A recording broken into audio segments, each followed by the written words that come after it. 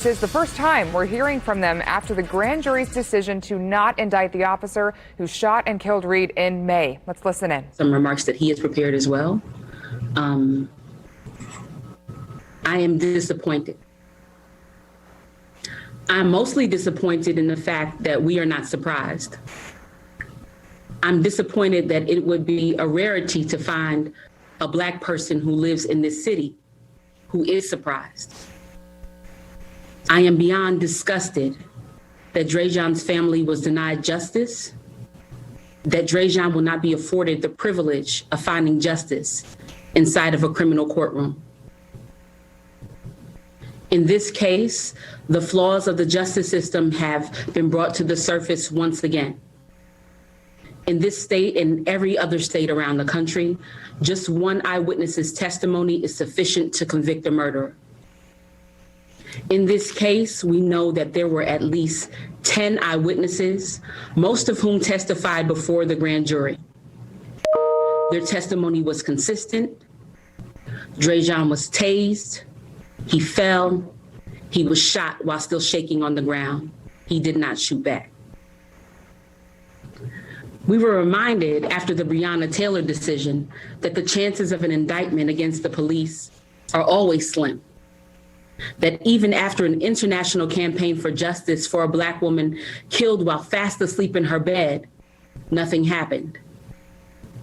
How much more disfavored would Dreasjon be after he dared to run, after he dared to fall, after having electricity pumped through his body, after he dared to move, after he was shot again and again and again and again and again and again and again and again and again and again and again and again and again. That Dreasjon Mercer did not stop shooting until Dreasjon stopped moving, until Dreasjon stopped breathing, until his life was gone and he was not here anymore. And all that was left was a memory and grief and pain and tears and blood and a tent that sits on Michigan Road in a grassy field, a tent that holds memories of him and his hopes and his dreams, a dream-catching tent that has been burned, that has been ripped, that has been vandalized again and again, but now stands again.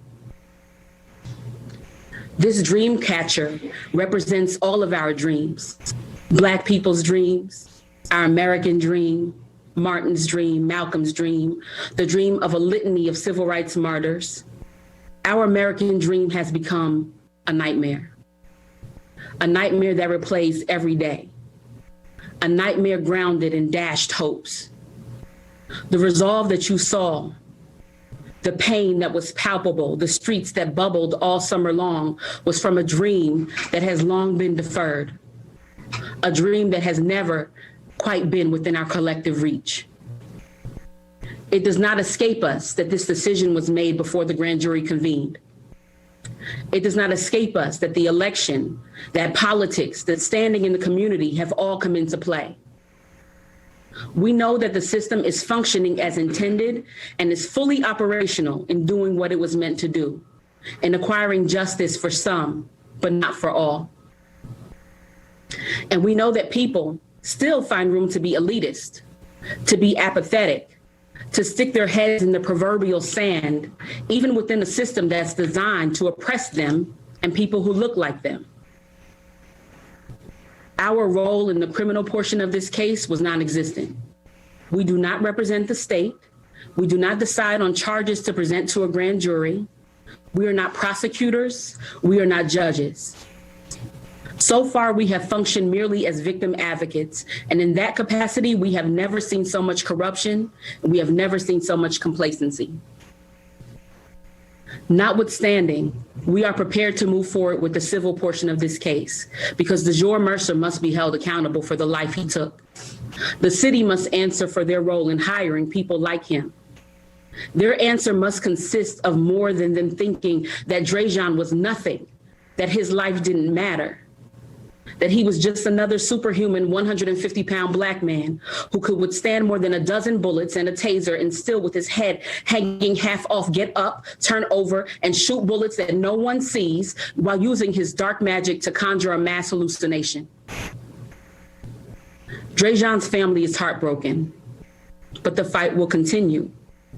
And now it's our turn. It will not be an easy fight, but we are ready. I am heavily insulated from any ire that has been thrown my way. I can take it. It is not a burden. I'm not beholden to anyone or any office. The burden here has been on his family. The burden here has been trying to understand the people who have no stake in this matter and who choose to harass, to incite, to trouble Dreasjon's family. His family is my only concern. Just as some people would prefer not to see me again, some people who thought we would shut up and sit down and eat crow after this decision, I would love to never have to do this again, to never have to fight this fight again. But if the way this case unfolded and the things that led up to the death of this young man and this decision of this grand jury, if they happen again, if they're not fully addressed, if people with power go through the motions to placate the masses with no intention of truth-telling or taking accountability, I will be back here next year saying this again, giving this same speech about the next person that is taken. This will happen again. It does not have to, but it will take all of us to stop it. We need you. We need the people of Indianapolis to say that enough is enough. Enough injustice for the Michael Taylors and Dreasjon Reeds of our community. Enough of mothers, fathers, sisters, brothers, friends mourning in the streets. Enough diatribes about how demands not to be slaughtered amount to not appreciating the good cops. What does it matter that there are good cops when the bad ones roam with impunity? We did not create a public relations crisis for you, IMPD. You did that. Own it. People do not trust you because of you. People of Indianapolis, we have had enough. We have had enough talking. It's time to own our power. It's time to act. People of Indianapolis, our power is evident when we come together. Please continue to fight for the justice that Dreasjon deserves. Please know that we will fight as long as breath is in us.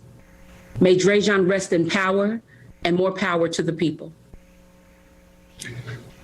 Thank you, Fatima, for the very strong sentiment. This is Attorney Suare Kante with the law firm of Fatima Johnson. As you all know, on November 10th, just last week, this week actually, the special prosecutor announced that the grand jury would not indict Officer Mercer. As Fatima indicated, we were very disappointed, but actually not surprised, because that's the system, that's how it works. But what caught our attention is that just after that, there was a press conference by the Indiana State Police. I suppose that press conference was to tell the public the evidence that they presented before the grand jury, evidence that justified the actions of Dreasjon, of Officer Mercer. We have looked at the evidence, and we were surprised that they even had the audacity to present that evidence to the public, because that evidence actually support the proposition that Mr. Officer Mercer should have been indicted. Now, right from the beginning of this case, the IMPD was adamant that Mercer ran all those bullets on Dreasjon because he shot at him first. We've looked at the evidence, even in their own statements. It's very clear that Dreasjon did not shoot at Officer Mercer at all. We are going to review the evidence with you this morning and show you the parts of the evidence that really support what we've been saying all along, that Dreasjon never shot at Officer Mercer. Can we play that video, part of the video. 10.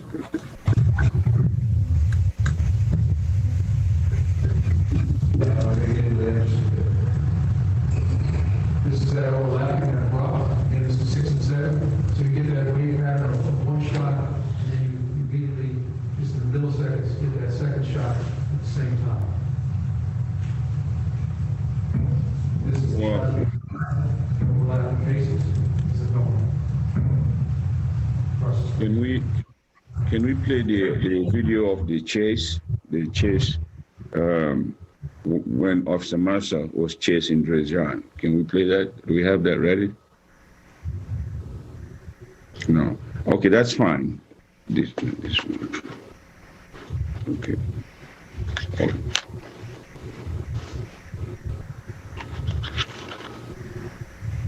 Particular case, yeah, it's an intermittent case. Eyewitnesses, we had quite a few that we interviewed. We retained them all on Michigan Street, the shot light both going north to south.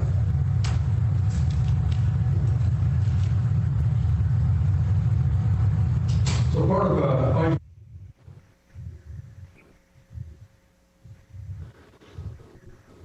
Okay. Well, in that video, if we watched the TV broadcast of the press conference, about 10 minutes in that press conference by the Indiana State Police, you will see Officer Mercer chasing Dreasjon. It's very clear on that video. He actually got straight up on him and chased him, and he fell to the ground. And then he pulled back and started shooting at him. It's very clear evidence. There was nowhere where you would see Dreasjon getting up on his butt or any part of his body to shoot at Officer Mercer. It's very clear. And I can tell you that the explanation they gave regarding the gunshots, there were like 13 straight up gunshots.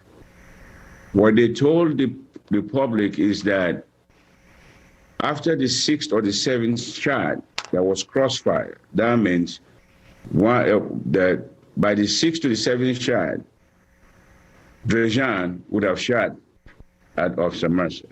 That's a clear indication as to who shot first.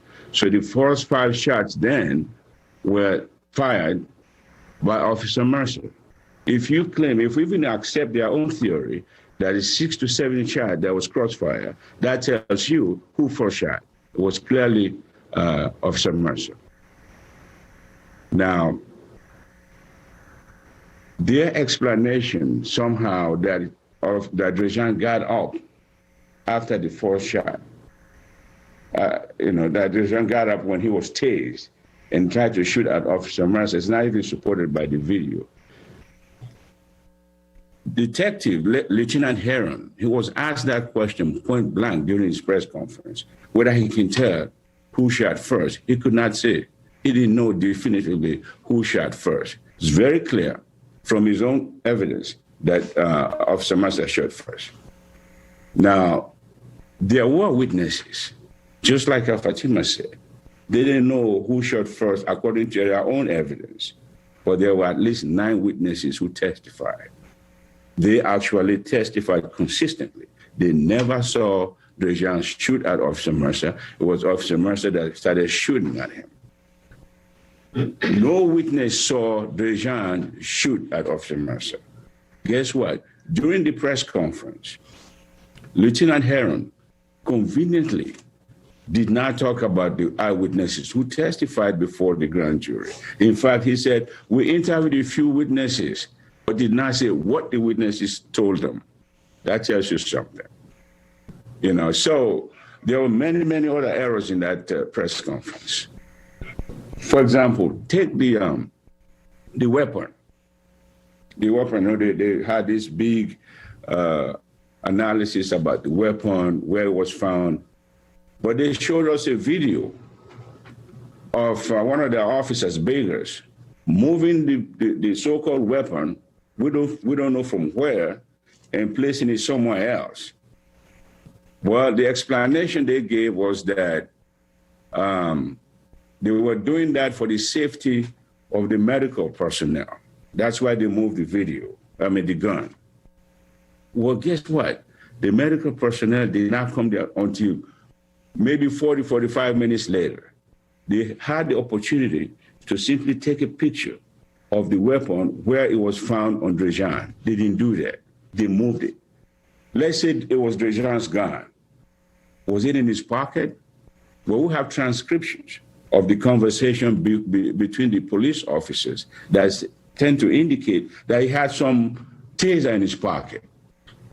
If they had taken a picture of that gun, we would know whether Dreasjon had the gun in his hand, or even if it was his gun, whether it was still in his band or in his pocket. They didn't do that. They moved the gun and claimed that it was for the safety of the security of the medical personnel.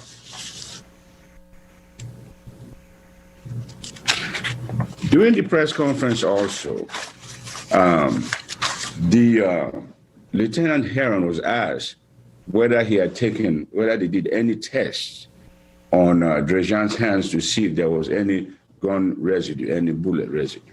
He could not answer that question. Instead, he went into this theory about, well, it would have shown false positive, false negative, but that's not the question. Did you do that? If he had shot, you will see residue in his hands. They didn't do that. In fact, he ran and started talking about DNA evidence to associate the gun with Dreasjon. Guess what they didn't do? They didn't do fingerprints. We wanted to know whose hand was Mercer's hands on that. Did Mercer touch that gun? You know, because we see him almost grabbing Dreasjon during the chase. Did he touch the gun? We don't know, because they quickly removed the gun and never took a picture of where the gun was located, if at all. Now, they claim that Dreasjon shot, got up on his buttocks and shot at Officer Mercer. It's purely speculative, even though they started their conference by saying, you are not going to speculate. When you ask them, well, how did you get this evidence? They said it's the ballistic person. Well, really? You know, we had eyewitnesses. Did they say anything about the eyewitnesses? No. They are relying on ballistic evidence to show that Dreasjon was moving his body.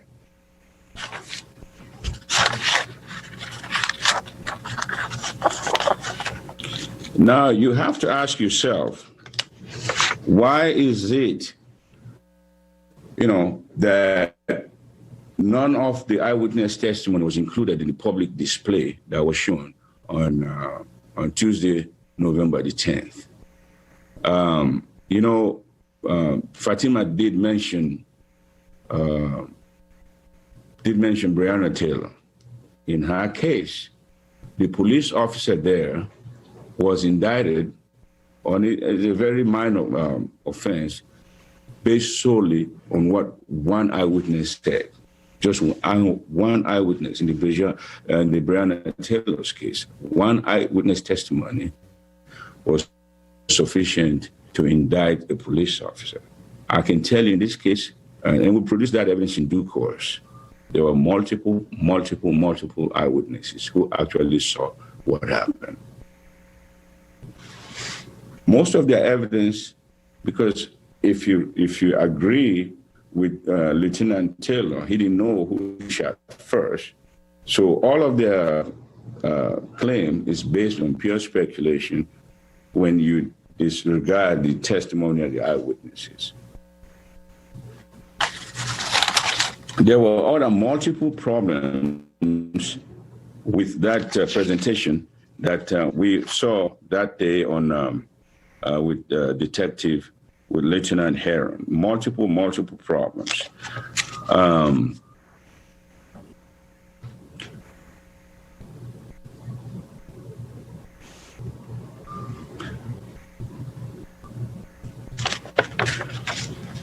And then, and that really bothered me. Something bothered me with that presentation. First, the detective, the lieutenant, they said he'd been with the police for 35 years, and in order to poison the public. He went into details that I'm really not going to dignify in this presentation regarding how Dreasjon acquired the gun, if he did have that gun with him. The young man is dead. He's not here to defend himself. All the lieutenant was doing was besmirch his character, that he stole the gun. He had, people get charged with crimes all the time. I mean, we believe that even after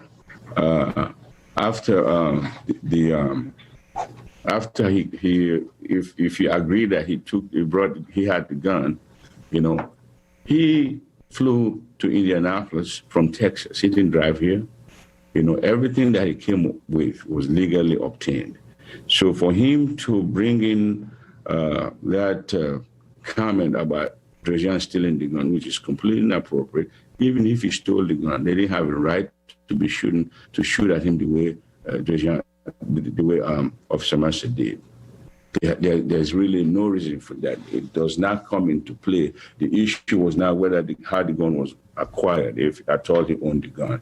The issue in this case, what caused Officer Mercer to shoot so violently at Dreasjon.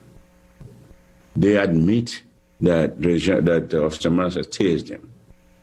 Consistent with what the eyewitnesses said, when he tased him, he fell. And if you look at that video, you see when he fell down, the boy was convulsing. They claimed that he was pulling.